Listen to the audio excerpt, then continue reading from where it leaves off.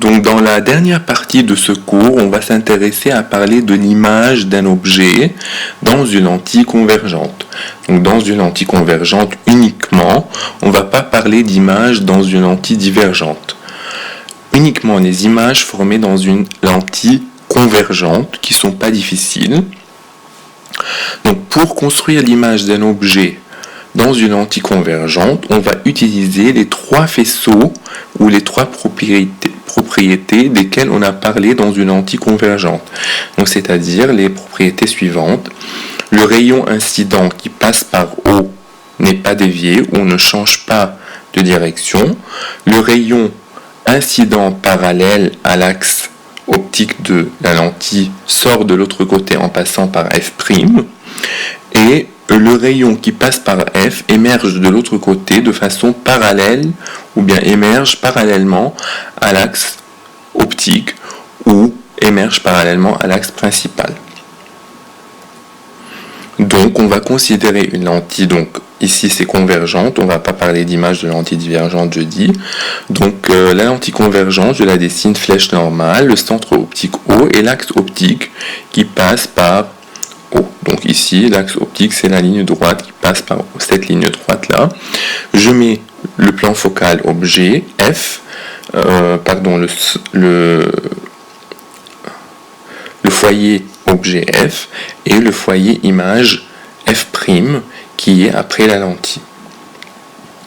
Donc foyer objet, il est avant la lentille, foyer image après la lentille parce que c'est une lentille convergente. Donc OF' est positive. Donc si je dessine un objet AB qui se situe ici sur cette lentille, vous regardez très bien, donc ça c'est le foyer objet F. L'objet AB, il est avant F. Donc ici, l'objet AB, il est ici dans la zone où je suis avant F. Donc pour dessiner l'image, il faut que je dessine tout d'abord le rayon qui part de B. Comme le rayon qui part de B, ce rayon-là est parallèle à l'axe optique, il sort de l'autre côté en passant par F'. Le deuxième rayon choisi, il part aussi de B, mais il se dirige vers l'axe optique, vers le centre optique et l'axe optique. Donc il va sortir de l'autre côté sans changer de direction parce qu'il passe par O. Donc deux rayons. Le premier, c'est celui qui part de B parallèlement à l'axe optique, il sort par F'. Le deuxième, il part de B, il passe par O. Donc il continue son trajet sans changer de direction. Les deux se rencontrent en un point B'. Et donc l'objet l'image A'B', elle se situe ici. Pour obtenir A', on fait la perpendiculaire de B' sur l'axe optique. Donc ici l'image, on voit très bien qu'elle est une image réelle parce qu'elle se situe derrière la lentille. Donc dans cette zone-là, les images sont réelles. On a dit après le système optique, les images sont considérées réelles. Donc si elle est réelle, donc si je mets un écran ici, je peux la voir sur l'écran. Deuxième chose, elle est renversée. Regardez, AB est vers le haut et A'B' est vers le bas. Donc cette image-là est renversée. Et troisième chose, sa taille, elle dépend de la distance OA, c'est-à-dire de la distance de l'objet par rapport à la lentille. La distance OA ou AO, c'est la distance de l'objet par rapport à la lentille, cette distance-là.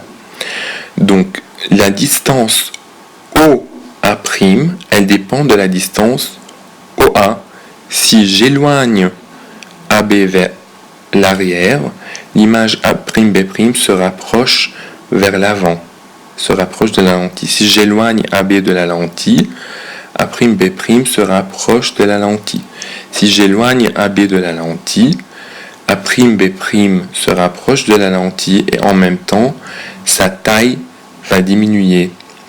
Donc deux choses, si j'éloigne AB de la lentille, A'B' s'approche de la lentille. Si j'éloigne AB, A'B' diminue en taille. Donc si j'approche BA de la lentille, A'B' s'éloigne de la lentille. Si j'approche BA de la lentille, A'B' augmente de taille.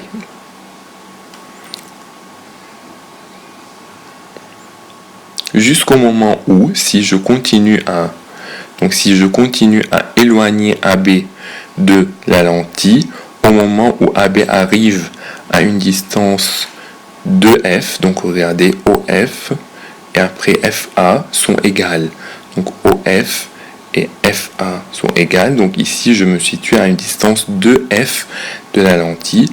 Dans ce cas-là, si je construis l'image par les deux rayons parallèles et qui passent par le centre optique, j'obtiens une image A'B' dont la taille est égale exactement à la taille de AB.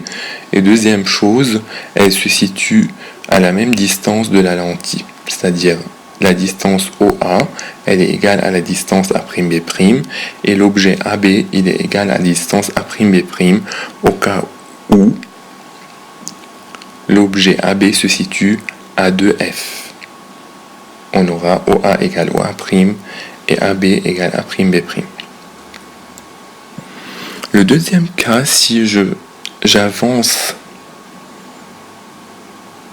AB de façon à devenir devant F. Donc maintenant AB il se situe dans la zone FOF.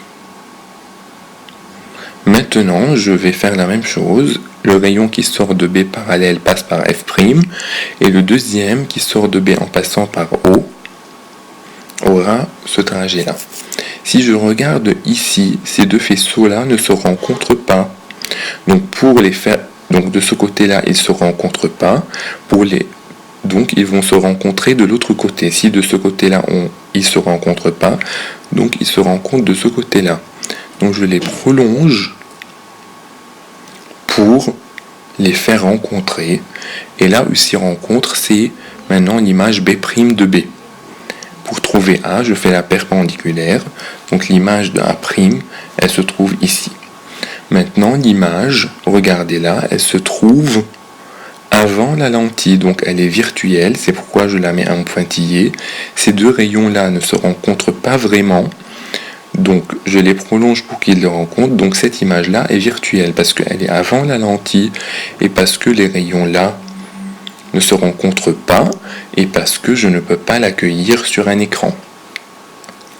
Donc au cas où la distance OA elle est inférieure à F, à la distance focale, A'B' sera une image virtuelle, elle sera droite et non renversée et sa taille est toujours plus grande que AB.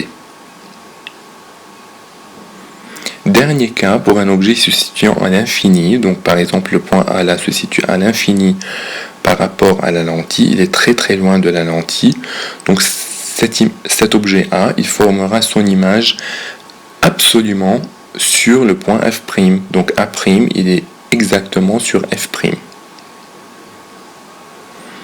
Merci d'avoir regardé ma vidéo, et qui est un résumé pour vos chapitres, et j'espère que vous allez pouvoir profiter pour étudier pour l'examen. Merci beaucoup et à bientôt dans une prochaine vidéo.